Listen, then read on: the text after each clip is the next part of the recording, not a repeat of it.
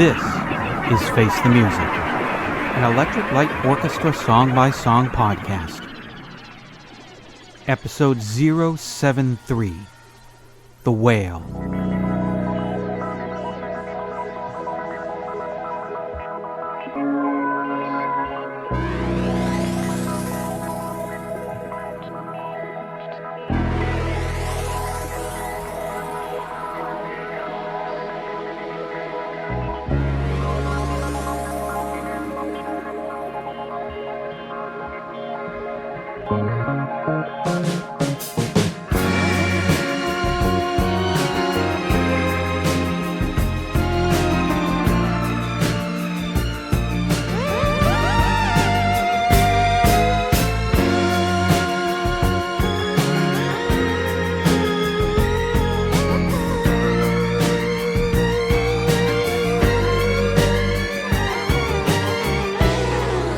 What's that song all about? The Whale is the 15th track on Out of the Blue, second song on side 4. In the liner notes for the 2000 box set Flashback, Jeff Lynne wrote, I'd seen a television program about the slaughter of whales, and this was my response. In the liner notes for the 2007 remastered release of Out of the Blue, Jeff wrote, We had loads of fun with the Moog on the Whale and others. This was the analog age, and we loved it. And in 1977 Circus review of the album, Rick Johnson wrote, You want Drek?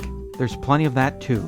The Waste Champeen being The Whale, a longish instrumental that TV Guide would undoubtedly describe as brooding, over a bass line that lolls out like a St. Bernard's tongue. Lynne sketches a seaweedy melody that's more disgustingly queero than Ray Conniff at his sappiest, or even Bert Camford. If that's what whales are all about, I say crank up the harpoon factories. In the 7th issue of the 1990 fanzine Face the Music, Andrew Whiteside wrote, The next track, The Whale, is like the mammal that it takes its name from, is that increasingly rare breed, the ELO instrumental. It's a remarkably evocative portrait of that most graceful of sea creatures, with Richard employing some of his most interesting keyboard textures to create whale songs, one of the unexpected delights of OOTB, proving again the remarkable depth, no pun intended, of Jeff's imagination. What is perhaps not as well known is that Jeff donated the profits of this track to a North Atlantic anti-whaling group.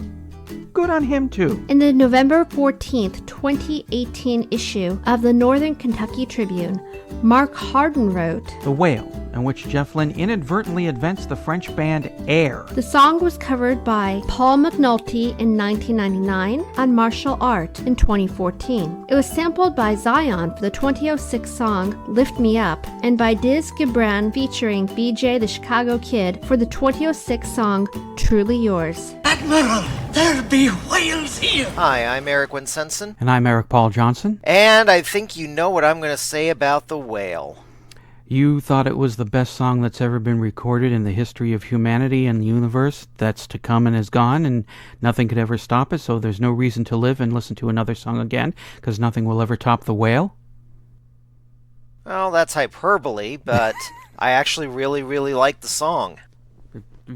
Really? Yes, it's ELO meets Vangelis, basically, and I'm surprised that Jeff Lynne just kind of sat back and let Richard Tandy have his way with it. And also Kelly Brook had some great bass playing on this particular song that really meshes well with the keyboards and everything else. There's still some vocoder work on there, so it's a little bit on the cheesy side, but can't make a sandwich without cheese, so I'm going to forgive it. Right. But I actually really liked it. The only complaint I would say is could be maybe about a minute shorter. The introduction goes on a bit long before it really gets into that really lush orchestral part. Mm-hmm. That's the main theme in the song, but it is a really good instrumental track. We don't get enough of those from ELO, especially since they're great musicians. Yes, like they to are. hear more of those. Yeah. And I was quite impressed. I was expecting to hate this song from everything that I've heard about it, and I couldn't remember it whatsoever from the last time I listened through this album. This is really a good instrumental song that adds something to this particular side of the album. I never saw that coming. Okay, first of all, I kind of like the song. I don't hate it. I'm fine with it. But I've always thought, why? Why is this here? Pam Van Allen said there is no filler on Out of the Blue, and this song has always hit me as filler. Like, Jeff Lynne, you got to side 4, and it's kind of like, well, there's a hole in the album, dear Liza, what can I do? Fill it with a 5-minute instrumental that pretty much kind of repeats itself. I don't see it as an album track. I can barely see it as a B-side. To me, it seems more like it would have been a throwaway track to people who are making a compilation album about the whales, and all profits from that album go to whale saving. And here's Hall & Oates, Kansas, and tucked in between Kraftwerk and Manfred Mann. Here's the Electric Light Orchestra's contribution to the album, The Whale. It's like a minute and a half, and they got that minute and a half, then they repeat that minute and a half for about 2 or 3 times until they got 5 minutes. And I just wish that Believe Me Now got this kind of treatment instead of The Whale. I mean, you could have doubled Believe Me Now, and I would have liked that a whole lot more. I think Believe Me Now had a lot more potential to go on for 3 or 4 minutes and even build on what we did get for that 121. Whereas The Whale, it's just, here's a minute 30, let's do it again for another minute 30, let's do it again for another minute 30, and fade out. Okay, we plug that spot, let's get these other 2 songs done and ship it out to the stores. Well, yeah, Believe Me Now should have been a little bit longer, and in fact, it would have been interesting instead of a lot of the garbage that's on side 2, that they put The Whale and the longer version of Believe Me Now, and maybe come up with another instrumental track. Just do an entire side of instrumental broken up by a little bit of vocoder here and there, like they do on both of those songs, and just completely do something that is different than what you expect. And then, well, probably at that point would have had a lot of ELO fans screaming their heads off, to tell you the truth, going, what in the world is going on with this? But it would have actually been enjoyable. I mean, I can imagine including this along with another number of other songs that I would put on to relax me. Well, yes. It is close to new age music, but I don't always find that to be a bad thing these days. Not like I used to when I was younger. Yeah. And I just thoroughly enjoyed it. It was a bit of a surprise. I expected it to be more just a lot of synthesized whale noises and a little bit of tinkly bell keyboards in it, and that was it. But it's nothing like that. Also, the sound of it fits its theme. It sounds like something swimming in the ocean. I mean, it's a good representation of it. Yeah, no, it absolutely does. It does absolutely make you feel like you're underwater swimming with whales. When I played this for Madeline so that she could say if she liked it or hated it, as soon as it started, she puffed her cheeks out and started floating around the bedroom like she was underwater. So it recreates being in the ocean really well. You're much more of a prog rock fan than I am. Definitely. I like prog. I'm not, I don't hate it. I'm not as wild about it as you are. I like it plenty fine. But I think an entire instrumental side would be, for me, it would be too proggy. I kind of like it when the instrumentals are spaced out between the non-instrumentals. I kind of like it when the instrumentals are just spaced out. Well, that's because you're a baby-eating monster. No, I don't have a problem with instrumentals. I'm fine with them. Actually, this came up in the song facts, and it's not something I ever thought about. Air, the group Air, they do stuff that sort of sounds like The Whale.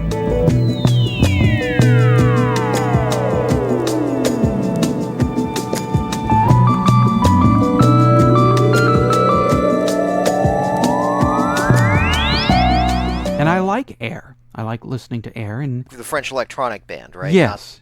Yes. Okay, so not the old New York jazz rock band. No, not okay. Them. Who? Yeah, the French one. So I'm not opposed to instrumentals or entire albums of instrumentals. I guess, well, I like Jeff's voice, so it's always nice to hear him sing. So that's one reason why I wouldn't want an entire album of instrumentals. No, not at all. But just one side. I would say after all, but that came up about 5 years later. 80. Well, B-side of Rock and Roll is King, so 83. It was a few years later, but they're really good when they do an instrumental song, and Yes, they are. Even Drum Dreams I was kind of impressed by. So I've really never had any objection whenever they really just decide to go along and do something like this. Yeah, when we get to it, there's an instrumental much later on, and a friend hated it and didn't think it belonged on the album.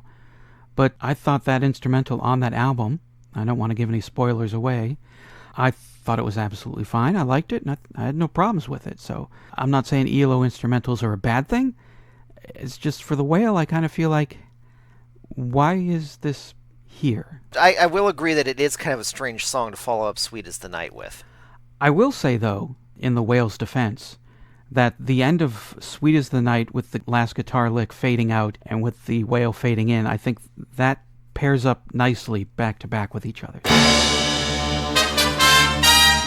Got something to say about The Whale? Then call the telephone line voicemail. 623-850-3375. Call now. It's time for a great line from ELO from this week's song. What's my line?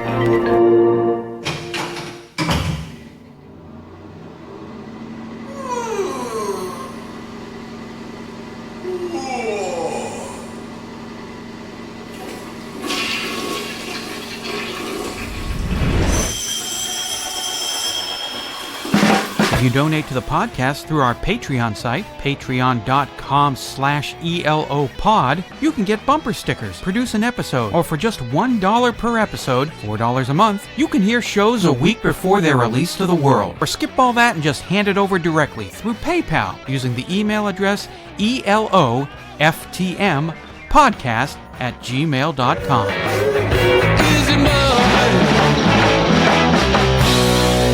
Like it? Hate it? What does Madeline think? I liked the song. Wow, she liked it!